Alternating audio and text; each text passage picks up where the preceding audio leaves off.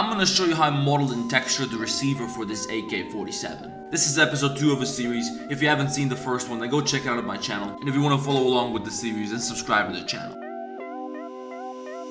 Now we're gonna need some more reference pictures for the receiver. So we're gonna go back to Google and we're gonna search for AK-47 receiver. And this is just what you can call the main part of the gun. This is where you have the whole mechanism which fires the bullet through the barrel and shoots you in the head. Now when you're looking for pictures of the receiver, you have to be careful because there are two types of receivers and it's very easy to confuse the two.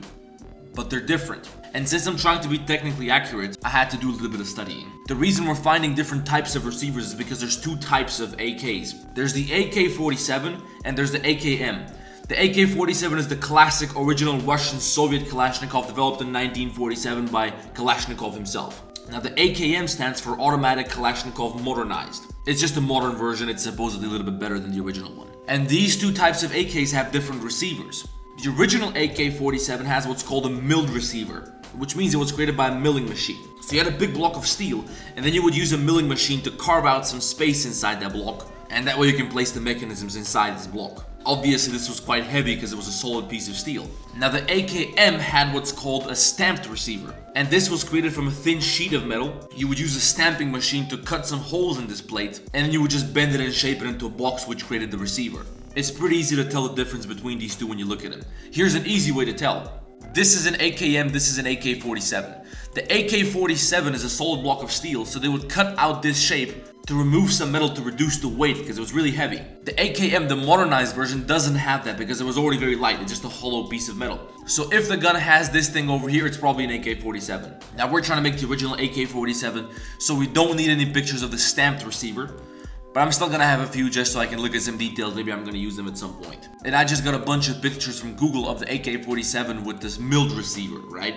Now I'm going to extrude this upwards. We're gonna scale it to 0 to flatten it. And we're going to align it with this line over here. In the reference picture, that's this line over here right underneath this kind of door that you have over. What the fuck do you call this thing when you pull it? And that's where the shell comes out of or whatever. It looks like it goes a little bit lower over here, but it doesn't. That's just the upper receiver covering it so you can't see that edge anymore. This edge belongs to the upper receiver. So this vertex is supposed to be pushed backwards a little bit like this. And then we need a loop cut in the front, which is going to allow us to extrude this little side like this. We also have to make this whole thing a bit wider. As you can see over here, it's supposed to be just a little bit wider than the hand grip. But this also probably depends on the type of hand grip that you're using. I also learned that the grip is totally interchangeable, so it doesn't matter what type of grip you use. That doesn't determine whether it's an AKM or an AK-47. They're all the same shit, they just look a little bit different. I'm going to lift this blueprint up and I'll lower the other one from the other side of the gun. And then I'll press Ctrl 3 to look at my model from the other side. Now I'm going to need another loop cut over here. And I'm going to use that to extrude this extra little shape over here. If you look at a close-up of a receiver, there's this extra little piece of metal on the left side of the gun. And I can show you a bigger picture of this online. This is what I'm talking about right here. Now bear in mind, these curves over here, they belong to the upper receiver. So we don't have to bevel the lower receiver over here. And this is a pretty good picture, so I'm also going to put that somewhere in my references in PureF. I'm going to add a loop cut in the middle and I'll bevel that to turn it into 2 loop cuts. Then I want another loop cut up here. And that way I can place the cursor on this edge. I can delete this face, extrude this, right click and scale it up to 0. And just delete this face behind here. Now merge your vertices by distance. My shortcut for this merge is Shift W because that's what the old versions of Blender had.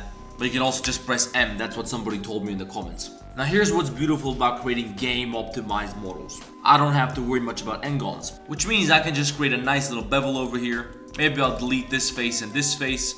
I'll snap these vertices around here to connect this. And then I'll just fill this with an n-gon and I don't give a fuck, this is good enough. Now if you show up to a professional movie studio or some kind of advertising studio or something like this, they don't want to see this, so don't let them see you using any n-gons or anything like that. You want to keep it quads only, you want to use a sub-D workflow. If you want more videos about sub-D workflow, you gotta press Thomas Colin 3D to make more videos about it, because I don't do that. Then I'm going to make a small bevel up here as well. I'll place my 3D cursor on the lowest edge of this bevel, and I'll scale it down on the x-axis towards that point. This is gonna give me this little part up here. I'll select the edge on the other side and I'll delete vertices. Then I'll place the 3D cursor on this face over here. I'll select this entire corner, duplicate with Shift D and SX-1 to scale it to -1 of the x-axis across the 3D cursor so it gets mirrored to the other side. Now we're going to make one loop cut over here and another loop cut over here. Add a loop cut in the middle and we're gonna bevel that until the new edges get very close to the first edges that we created a second ago. Then take the faces at the bottom and use Alt S to push them downwards a little bit. Then we're going to extrude this whole surface and we're gonna scale it down by pressing S and Shift X to scale it on the Z and the Y axis, but not the X axis. That way we have a little bevel over here. Now let's make a hole for the magazine. I want one loop cut over here to mark the beginning of the hole. These few edges over here that we have left over from creating this, we can bring those somewhere over here, and that should mark this little corner right here. And we're gonna need one more loop cut to define the end of this hole, which is over here. We can inset this, and then all these edges are gonna fall into the place where they should start the hole. Now I can bring these edges a little bit closer. I'm gonna push these forwards by scaling them on these two axes a little bit. I can't just push them forwards on the Y axis because that's gonna give me some bending down here at the bottom, and I don't want that. I want them to move exactly in this direction. Then I'm gonna delete these faces. Maybe we'll bring these a little bit closer still. And now we can extrude this upwards. Now again, since we don't really care about the topology, I'm gonna bevel this. And then we can just dissolve some of these edges because we don't need them at all. We can also probably dissolve all of this shit here. Now we can dissolve this edge loop because we don't need it for anything. We might as well just dissolve this entire edge loop as well, which is also gonna allow us to dissolve all of this. You can just dissolve anything as long as the surface is flat, it doesn't matter at all. Now we also need to cut in a special shape for this trigger. And I made a hole here in the grip, and I think this trigger should have the same width as the hole in the grip. So I'll take two vertices from this hole in the grip, fill that, extrude a face out of it, and separate it to a new object. We're gonna use this to shape out this hole, and then we're gonna use a boolean to cut that into the receiver. Now we can place a loop cut in the back so that we can extrude these sides. And we're gonna select these four vertices, Control B to bevel them, and V to bevel only vertices. We're also gonna need some more geometry in the front here so we can extrude these two parts. And now just extrude everything upwards. Make sure to correct the normals. We can't have a hole in here if we want to use a boolean, so we have to fill this. Now just add a boolean to the receiver, do difference, target this little object that we created down here. Apply the boolean, delete this, and we're good to go. We can also delete some of the extra geometry on the inside here.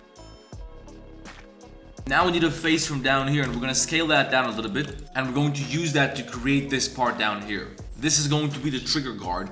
And this is also where you have what's called the magazine release lever. At least that's what I think it's called. Correct me if I'm wrong. Extrude this down a little bit. We're going to make two loop cuts in the middle, and we're going to spread those out a little bit. Then we're going to extrude that face out to create this frame right here. Now we can delete the faces in the front and the bottom. And if we add a loop cut over here, then we can also delete this little face up here. We're going to extrude this a little bit further backwards. Delete the top face and the bottom face. I'm also going to add two loop cuts this way. I'll slide them backwards. And that way I can delete these faces on the back here. Now we're going to have to solidify this a little bit first. So I'm going to select these two edges, and with V I'm going to tear them.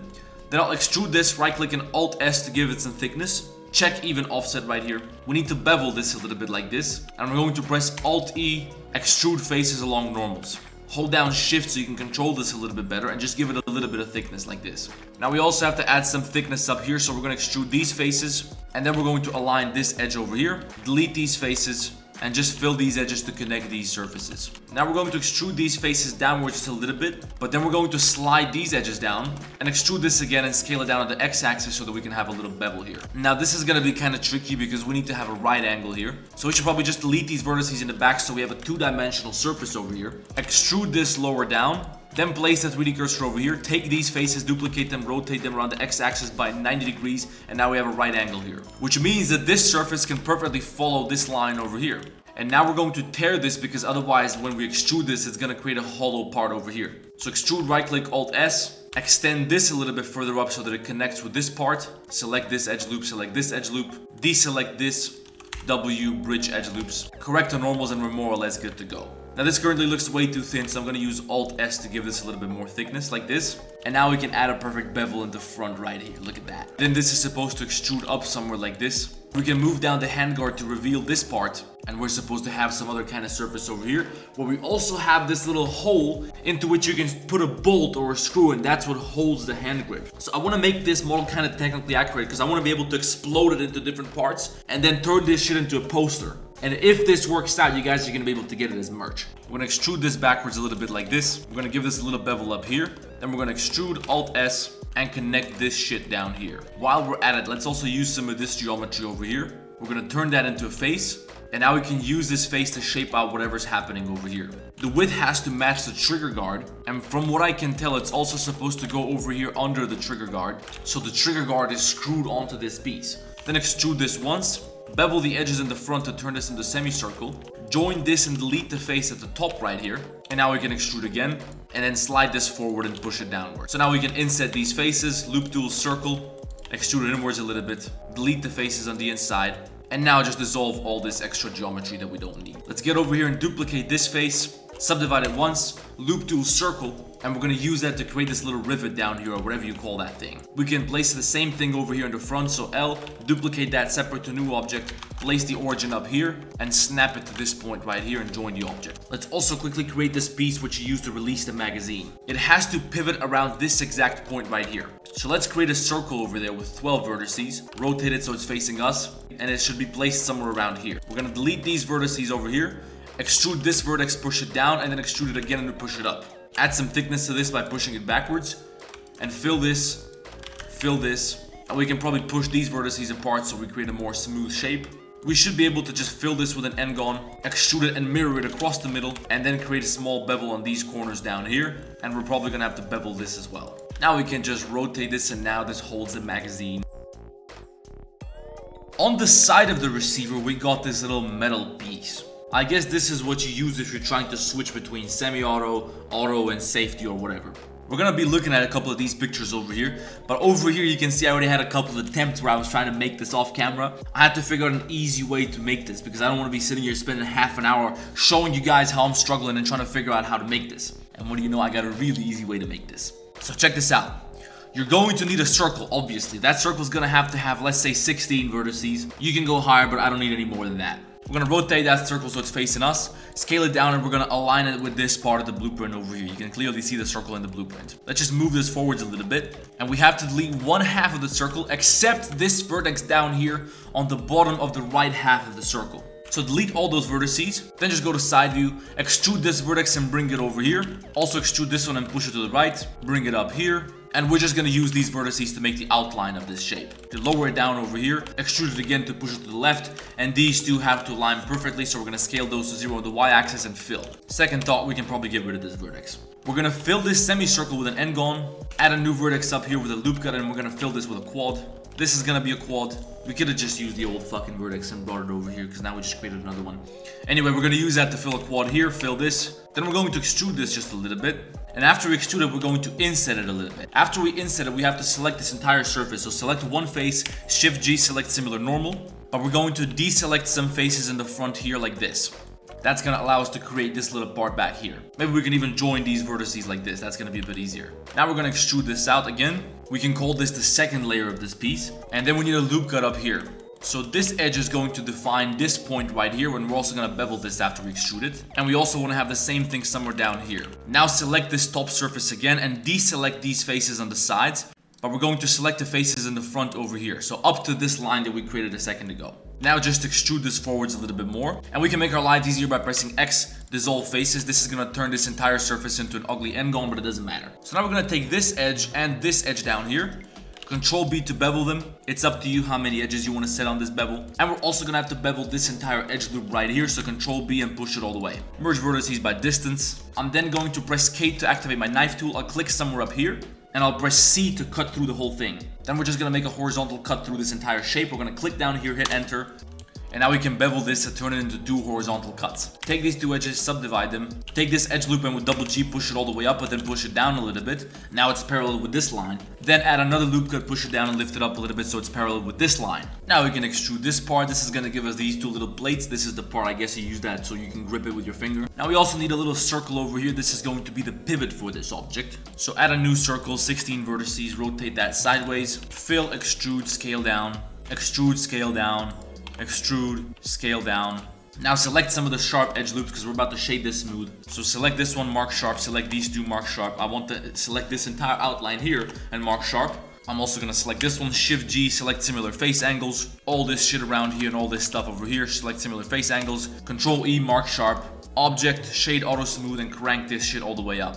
And after you fuck with the shading for a little bit, you're gonna have this shape ready to go. I think it's a little bit too thick, so we're probably gonna have to make this a little bit thinner. Anyway, now we can just bring this against the receiver, and now you can switch between fire modes. There's only a couple of tiny little details left on the lower receiver. We still have to do the trigger, and I see that we still have a couple of screws up here right above this little thing. And then after that, if I miss something, I'll probably just do it off camera. So here's how you make the trigger. You guys were giving me shit in the last video because I didn't show you how to make the trigger, as if it's fucking rocket science. We're gonna place a 3D cursor right here, add a new plane and rotate it so it's facing us. And we're going to adjust the vertices on the duplicated version and place them on the back side of this trigger. Now select both edge loops, W bridge edge loops. You can adjust some vertices to make them look a little bit cuter. Maybe add some extra loop cuts here and there. And then I'll select the two edge loops on the sides, W loop tools space, W loop tools relax. And now I think this shape is good. Now just extrude this to give it some thickness. It's supposed to be placed in the middle of this hole, and then there's an extra segment on top here, and we have to make that a little bit wider. I'm gonna take some geometry from the middle and I'll place it right on this little crosshair right here, and that's where I'm going to place the origin for the trigger, because this is where the trigger is supposed to pivot. At least that's what I'm thinking from looking at the reference. And finally, we need two little screws here and two little screws here. So I'll select this face, Shift 7. Now my view is aligned with the face. Place the cursor right there. Shift A, give me a circle with, let's say, 12 vertices, and align it with my view. Now scale that thing down. I'm gonna place one over here, and then I'll duplicate it, right click and scale to -1. Now I can bring them closer and then scale them up on individual origins to make them bigger. Then just fill, extrude downwards again, scale down like this. Delete the faces at the top, object shade smooth, and I'll just duplicate this so I can mirror it to the other side. Now we have to make the cover for the lower receiver, or this is called the upper receiver, I guess. So let's place the cursor right here, and we need a cube. We have to scale that cube down so it's just a little bit wider than the lower receiver. It has to be something like this. Now we're gonna move it in side view so that the upper face here aligns with this line over here, and the lower face is going to align with this line right here. Now there is a shape cut out of the side of the receiver, and that's supposed to fit the shape of this thing. So that means that if we push this forward, we're going to need a loop cut right about here somewhere. And then right above that line, which we just defined with the loop cut, the shape starts to kind of bevel and it goes inwards. And there's another horizontal line in the blueprint here. I think that represents this line over here, and that's supposed to be the top of this bevel. As we can see in this part, the line goes exactly from the top of this hole cut in the back of this shape. So let's just bring this way down here, and we're gonna put another loop cut over here on this line, so that way we can delete one half, and now I can use a mirror modifier so everything is copied to the other side. And I'm thinking this should be beveled like this, and after that these two should be beveled a little bit as well, and that's gonna be more or less the shape that we're looking for. But first we have to delete the faces in the back, we have to delete the faces in the front, and I'm also gonna get rid of the bottom face. So I'm going to bevel this part right here, and give me about this many segments. Merge vertices by distance so that we don't have a double edge right here. And I'm not going to bevel this part yet because we still have to cut some shapes down here. So let's apply the mirror modifier, merge by distance, fill in the face in the back. And we're gonna extend this all the way towards the back here. And I'm gonna use my knife tool to cut another horizontal cut over here. And that's because I want to have this edge here so that I can have a flat surface in the back. Now place the 3D cursor on the edge which we just created, select the face in the back, use the shear tool in edit mode, and then from side view we can angle this face so it matches the blueprint. I want to avoid having an extra edge on the side here, just because it's gonna be more work if I'm cutting some shapes over here. I can do that by going to side view, give me a knife tool from this vertex right here, click, cut through Z, and create that loop cut. Now I can dissolve this edge here, which also allows me to get rid of these two edges on the side. And now it's a little bit easier to cut this shape out. So I'm going to add a loop cut here, and that's going to align with this top vertex right here, and another loop cut over here. Then I can select these two vertices and join them with J, which allows me to delete these two faces. Now I can just select the top part of this loop and push it to the end. I don't need that. And by the way, this is not supposed to be mirrored on the other side. You have to push this part a little bit further to the front, and then we get to this other curved shape cut here. So to create that, I'm just going to align some vertices from this segment that we have with the blueprint in the background. And it kind of looks like I don't have enough geometry for this, and I think it looks a bit shitty. So here's how we can fix that. I'm going to select some of these edge loops at the top of this receiver like this, and I'm going to bevel them with Ctrl B. I'll turn each edge loop into two edge loops like this. Now I'm going to select the entire edge loop in the back, this edge loop in the middle here, and also the one in the front. Now we'll go to Loop Tools Space. This makes all the edges have an equal length. And then we'll go Loop Tools Relax. Set the number of iterations to something like 5. And it looks like the segments aren't perfectly aligned if you look at it from back view. So we're just going to delete the front part and we're going to use the back part to project it to the front. So cursor over here, select this loop, extrude, right click and scale it to 0 with the 3D cursor placed here. And then do the same thing in the front. And now we have plenty of geometry that we can use for this. So just push some of the edges forwards a little bit like this. And at some point, if we continue to push these forwards, they just go too far. So we're just going to select the whole thing and extrude it further. And I can slide this vertex, for instance, until it aligns with my blueprint. Once I do that, I'll place a 3D cursor there so I can also align the front vertex with this vertex. I'm gonna do that just one more time. And now I think this should be perfect. I'm gonna bring this all the way to the front here. We also have to bevel the back side like this. And let's also give this a little bit of thickness before we continue. Select these edges right here all the way up to this top vertex. Separate that to a new object. Take this one from the bottom and extrude that down until it gets to the lower receiver. Now extrude this edge loop and push it forwards in the y-axis or whatever axis is forwards for you, and bring it all the way to the end here. Now here's the tricky part. We have to cut out this little shape here, but this is gonna be good. I'm going to have to first extrude this inward so it's a 3D solid shape, but I'm going to delete the back surface and the under surface. So this way, since we have holes in the back and holes in the bottom, I can select this surface, press I to inset, but if I check my boundary right here, this part is not going to be inset. So now I just have my geometry arranged in a way which is perfectly convenient for this part. I have to push this back a little bit, and I'm going to use this to cut out this shape that you can see over here. Delete this, place a 3D cursor right here, select this edge loop, give me my shear tool, and I'm going to shear this sideways like this. Now I'll select this vertex, Ctrl B and V to bevel the vertex only, set the shape to 0.5, maybe segments 3, and dissolve all these vertices in the back. Again, I don't give a shit about my topologies, I can do this. Now place my 3D cursor over here, select this edge loop, extrude, right click, scale it down to 0. Repeat here, here, and repeat that until we completely filled in this shape. Once we filled it in, I'm going to select this edge loop, mark sharp. We can delete all these faces because we don't need them anymore. And I'll just push this all the way to the front. Tell me that wasn't fucking genius. Over here in the front, we're gonna bevel this vertex, because I want that to match this part of the receiver. And now we just have to make this little thing. So I'm going to add a little cube, scale it down. From top view, I can see this thing in my blueprint, so I can align it with the blueprint. We're going to scale the face on the y-axis every time so it matches the blueprint. Then I'm going to bevel each of these segments. And I'll select all the edge loops in the corners, loop tools, space, loop tools, relax. That's gonna give me a better shape. I also want an extra loop cut over here so I can scale this down and make it look a bit more round. And we need a loop cut through this whole thing. And after I add the loop cut, I'll select the top and the bottom loops like this. And with double G, I'll slide them backwards, because that way I can bevel this edge loop and make it look round, as it should be over here. So give that 4 segments. We'll push these top and bottom segments all the way out. Object, shade auto smooth, mark sharp here. And this thing probably has to be a lot wider this way, so we're gonna do that. When you're UV unwrapping something, you want to delete the faces which you can't see. For example, I deleted the faces on the back side of this shape because I don't need to have a texture there. You can't even see it.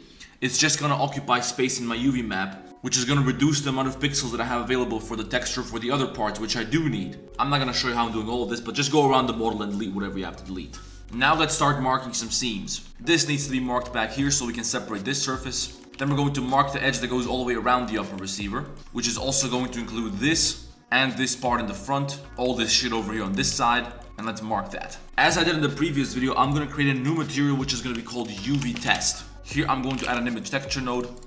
I will generate a new image called UV test, set the generated type to UV grid, and we're going to use that to test whether we UV unwrap this correctly. As you can see, currently it's completely fucked up, but if we press U and unwrap, it looks pretty good. If we see any stretching or twisting or anything weird going on this grid, we're gonna know that we fucked up the UVs and we have to fix something. But right now I can see we did this right. If you want to learn more about UV unwrapping, if you want to learn from scratch how it works and how to do it as a complete beginner, go watch my UV unwrapping tutorial. It's pretty straightforward. I explained everything there. I'm not gonna explain it in so much detail here.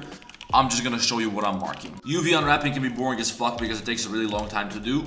Try to think of it like you're solving a puzzle at least. Try to think about it as you're exercising your brain. You're becoming more intelligent as you're doing it. And that way you can at least view it as something productive. And this also applies for topology. If you don't feel like taking care of your topology, think of it as a puzzle. It's not something that a dumb person can do, and you have to be able to use your brain a little bit for this to work. So if you want to be smart like me, then pay attention. This looks pretty good, so let's move on to the next piece. This one's not going to be very hard. We just have to separate this little area. And then we get to this little thing where we basically just have to mark the sharp edges as seams. And that works pretty well. Now let's get to the body of the receiver. On the lower receiver, I'm going to select the 2 side faces and the back face. I'm going to mark this piece here separately. And this hole down here for the magazine has to be separated. So we're going to cut that out with a seam. We can delete this inner face because there's not going to be a texture needed there. This also has to be separated. Again, 2 vertical edges need to be marked, which are approximately on opposite sides. We're also going to separate this little area. So let's see what happens if we apply a UV test. There's some kind of distortion here because we didn't cut anything there. So let's mark a few more seams and see what happens afterwards.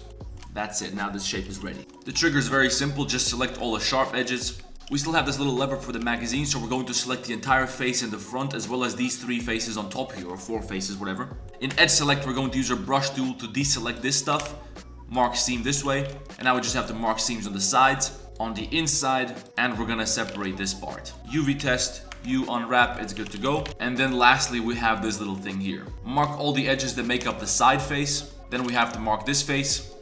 We can clear this one because this can all be connected into one part of the UV map. Then clear the seam over here because this can all be one UV island, and that works pretty well. Now select everything, go to edit mode, select everything in edit mode, then press U and unwrap.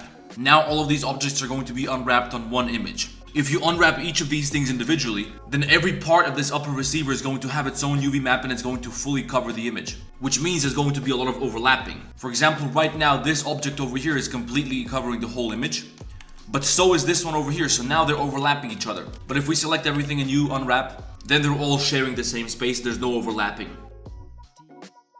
Now we need some textures for this gun. Go back to Google and type in textures.com. In the search box, type in gunmetal, and you're going to find this material called painted gunmetal.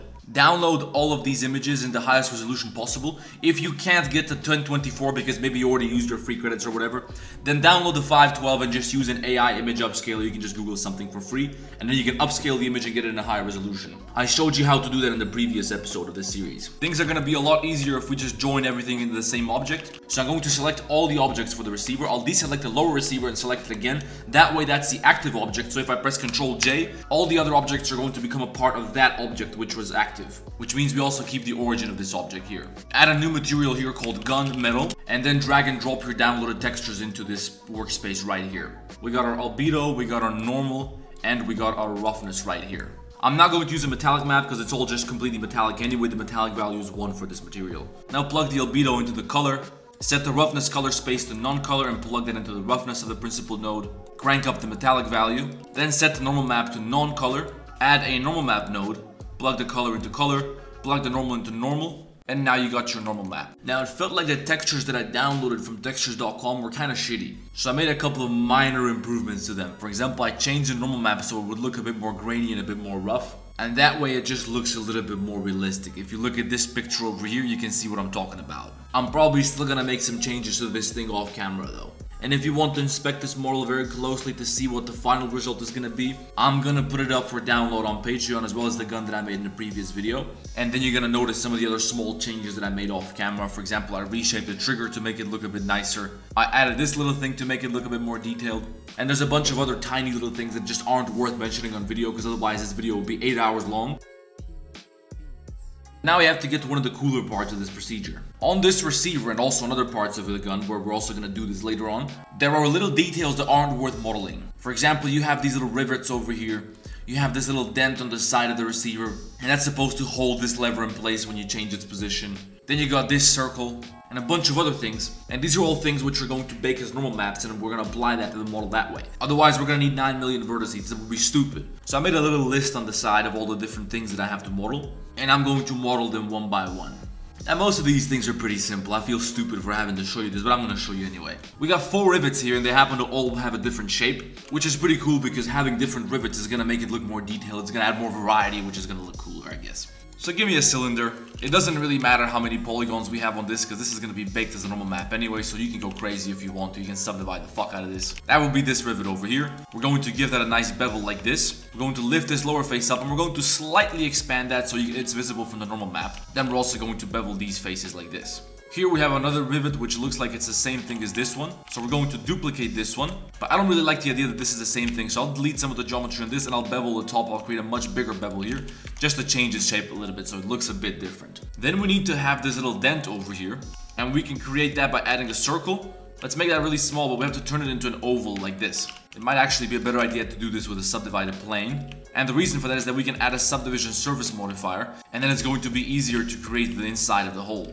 So let's delete the top surface, push this geometry further downwards a little bit, then just reshape it a little bit. And this is more or less the shape of the hole, object shade smooth. Apply the subdivision surface and join that with the other object, and we're going to make it a little bit bigger. Then we need this little rivet down here. To do that, we can just duplicate one of these circles, fill, extrude, extrude, scale down, extrude inwards, scale down, bevel the inside, scale this up a little bit and bevel these 2 edges to make the shading a bit nicer. This is probably not even necessary, but who cares? There's some kind of other hole up here at the top, so let's also make that. We're just going to use another circle, extrude it, push it inwards, fill the inside part, extrude this outwards a little bit and make a little bevel over here. Now we have to create this part over here, and as I said earlier, this is where they cut out a part of metal to make this thing a little bit lighter. I heard somewhere that the AKM is a whole kilo lighter than the AK-47. I feel like having a heavier gun would be better in combat. But that's probably because I'm a fucking meathead, and I just feel like heavier equals more massive, equals more powerful. But that's probably complete bullshit when you gotta carry the thing around for 2 days straight. But it might have some impact on the recoil. I don't know, tell me in the comments if you know anything about this. Now, I don't really care about the proportions of these things at the moment because I'm just going to rescale these manually afterwards. So I don't have to make the relative scale correct. Let's go over here to side view and use our blueprint to shape out this thing. Just give me a simple plane, scale that down, then scale it up on the y-axis to make it long. We're going to add a couple of loop cuts so that we turn this into a couple of squares. Then we're gonna subdivide the shit out of it. On each corner, we're going to select 2 edges on each side of that corner. Then we're gonna go to loop tools, relax, set the interpolation to linear instead of cubic, otherwise it's gonna bulge out in some weird way. And number of iterations 5. Now we can extrude this inwards, delete the faces in the front, and now when we subdivide this, it's gonna have a pretty cool shape. And we're going to take the inner part, we're going to scale that down a little bit. Object shade smooth, and I think this is okay now. Maybe we're going to make it a little bit more shallow. Now bring that shit over there with the other rivets and all this other stuff. Rotate sideways. Scale it up. It should obviously be quite a bit bigger than the rest, but it doesn't have to be that much bigger. Something like this will do. And we also need this little thing, so we're going to just create a circle. It's going to be kind of like a circular trench. We're not going to put anything on the inside because this is not supposed to be a normal map. Here, we just want to keep the normal map of the metal below. I don't think we need anything else. If I missed something, I'll just do it off camera. It's going to be the same shit as all this other stuff. Now, we're going to try to bring all these little items to approximately the same height. They have to all be part of the same object. And we're going to add a plane which has to be bigger than all of these objects. So all the objects have to fit onto this plane. Make sure your normals are correct for this. This one needs to be inverted because the top surfaces have to be blue. This one also has to be inverted. And make sure the plane is blue on the top. This plane needs to be slightly above these objects. Create a new material for the plane. We're gonna name that bake, normal, map, details, whatever, it doesn't matter. Add a new image texture node and generate a new image called details, normal, map, or whatever again. Resolution is going to be 2048 by 2048. We're gonna check 32-bit float. I don't know why, somebody told me to do it. I don't know what it does. Tell me in the comments if you know. I don't feel like Googling it. Color space, non-color. We can preview that blank image here right now. Then you have to go to cycles and go to the bake section, set the bake type to normal and check selected to active. Select the details which we modeled, then shift select the plane. Make sure that the image texture node with the image loaded in is selected. And now Blender is going to bake these details onto this surface, onto this image which we have selected. Now just hit bake and relax for a second. Now go to image, save as, and save this shit somewhere on your computer. Now we're going to go to the material for the receiver, so the gunmetal material. We're going to add a new image texture node, and we can generate a new image here. We're going to name that receiver, normal, baked, or something. And why not set the resolution on this to 496 by 496. Again, generate a type blank, check 32-bit float, okay. Set the color space to non-color. Now make sure that this image is selected. And let me try to explain what's about to happen and why I'm doing this. Remember how we downloaded the normal map from textures.com? We just downloaded a square picture, and then it's up to you how you're going to use that picture and what kind of shape you're going to apply to that. Textures.com doesn't give a fuck about our UV map or anything like that. But the way texturing works in Blender is that every single face and every single surface on a 3D model, it takes up a certain part of that image texture. And that part of the image texture is displayed on the model. So for example, this face on the side takes this part of the image. And therefore, whatever scratch or detail or whatever is visible in that part of the texture, that's going to appear on that surface. Now in the background, we have the original image that we downloaded from the internet. But let's say I want to use an external image editing program to add some details to this image. I won't be able to tell which part of the image represents this surface over here. And I want to place it somewhere over here. I would not be able to tell which part of the image I have to place it on. And on top of that, I also don't want to mess up the image that I downloaded by customizing it specifically for this object. I also want to use that same image that I downloaded on other parts of the gun which don't have this detail. You understand what I'm saying? We don't want the barrel to have any rivets on it. So I need to make a unique version of this downloaded texture which is going to be suitable only for the receiver. And I also want to be able to tell which part of the image represents which part of the receiver. Now currently I only want to make changes on the normal map because I want to make the rivets as normal maps. But I might also want to make some changes to the texture itself later on. For example, I might write fuck you on the side of this thing later. And if I want to do that, I'll have to make the diffuse or the albedo or the color map. Honestly, I still don't know the difference between those three things. I don't really care what the difference is, I just use them all interchangeably. It doesn't make any difference for me. But if you want to be a nerd, then tell me below that Aryan, you're a fucking idiot. You don't know the difference. You're teaching people about Blender. You don't know what's a color map. I don't give a fuck, man. But just out of curiosity, I don't feel like Googling it. So if you know, just let me know in the comments. Maybe it matters to somebody. I don't know who it matters to. It doesn't matter to me. But anyway, we generated the new image onto which we're going to bake the normal details. So currently we have a normal map generated by this image texture node, which has a little bit of roughness and grain on it, which makes the surface look a little bit rough. And that's applied to the material and that's visible on the object. We're going to bake that onto a separate image now. So we want to bake from the nodes onto this image. We don't want to bake from an object onto the surface like we did with the rivets and the other details over there.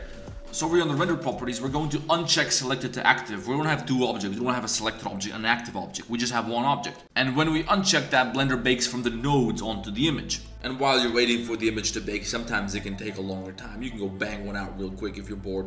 I would rather recommend you do some push-ups in the meantime because you probably have to get rid of your titties, but I digress. And after about 10 days, our normal map is baked. It doesn't look like there's anything on it, but it doesn't really matter. We're just going to save this image somewhere to our computer. Now the problem is that when we bake the normal map, we still can't see where the islands of the different faces and shit are in the UV map. I don't know why I thought this would happen. Sometimes it happens, sometimes it doesn't. Who the fuck knows? I think it happens with the diffuse map when you do it. I don't know why it doesn't happen with the normal map. Anyway, here's what you can do instead. This is even better. You're going to go to your UV editing workspace. Then you're going to go up here to UV, make sure that everything is selected, obviously. And go down here to export UV layout. Then you can save this image as receiver, UVs, or whatever you want to call those. And I'm going to go to PaintNet. I'm going to open up the normal map, which we just baked. And I'm also going to open up the UV layout, which I just exported. So here's my UV layout. As you can see, it's a semi-transparent image. I'm going to select everything with Control A. Then I'll press Control C to copy. And on my normal map image, I'm going to add a new layer. If you don't have this layers window, you can activate it up here. And I'll paste my UV layout on top of this normal map. Now I can very clearly see what's going on in this image. Then I'm also going to open up the normal details which we baked a second ago. And I'll take my little magic wand selection tool. If you don't see your tools, you can also enable that up here. I'll set the tolerance to 0 so that when I select a color, it's only going to select that exact color and it's going to have 0 tolerance for slight differences. Obviously, if we increase the tolerance, it's going to select slightly similar colors as well. But we want to select only the color from the environment. I'm also going to select this middle part here. And we're going to delete everything there. So now it's like we have some floaters for these little rivets and whatever else these other things are. And now we can use our box select tool to copy one of these little items here. Control C, make sure that you add a new layer above the normal map, and we can now just paste that anywhere on this image. And this is going to be visible on the normal map that we're going to put into the material afterwards. Now I figured it's going to be a little bit tricky to rotate this correctly so it's going to be perfectly straight. And the solution for that would be to kind of align these islands and make them a little bit straighter. This should probably be a perfectly vertical line.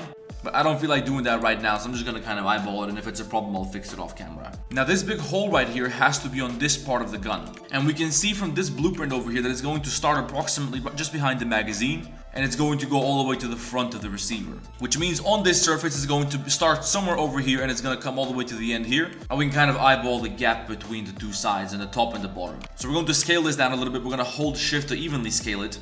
And then we can put our mouse in the corner over here to rotate it. If we hold shift, it's gonna snap by like 5 or 10 degrees or whatever. So we're gonna scale it down a little bit more, and I think it should be approximately this big. And I'm just going to rotate it a little bit so that it aligns with this line on the left side over here. So if I place it somewhere over here now, it should be placed correctly. We can now bring this back into Blender by getting rid of the UV layer. So select the UV layer and delete it here.